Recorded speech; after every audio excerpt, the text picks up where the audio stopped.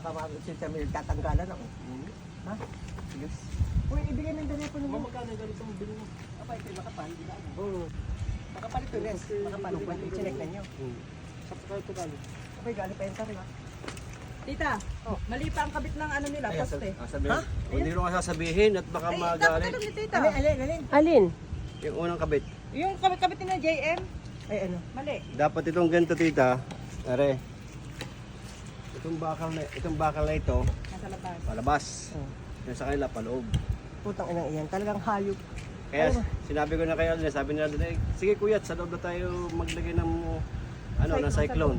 Eh wala, may nagbakod baga nasa loob ng cyclone, di ba kayo nasa labas? Ay, sira ulo nga itong litik na itong JM na ito. Tinawagan akin ng tinex. Sabi ko may pinirmahan ka sa akin, hindi na sumagot. Ay, si Bokyo naman hindi makapagano sa akin. Nung sinasabihan ko, Box, para hindi Mami, hindi magre-repair sa akin yung kaklase ko. Doktor, ganyan kagalang rin. Matiwala masyado yung anak ko ngayon. Ay, magrereklamo daw si Ining. Ha? Magrereklamo daw doon sa doktor. Eh nakita ko nga kay na, sabi nga, sige bakit nga ganito Ano sabi ni Ining? Ba't hindi si Ining tumawag? Pinabidyohan nga po.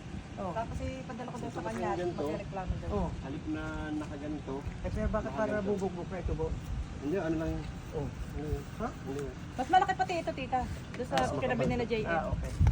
Mas mabigat. Ba't di ka pa mag-uwian sa bahay, sa Lucena? Hindi nga, kasama ko ang tingin ko. Ha? Kasama ko ang tingin ko. Ay, nasan daw yung sabi ni Bokyo ay... Mahaba na. Sabi ni Nessie, yung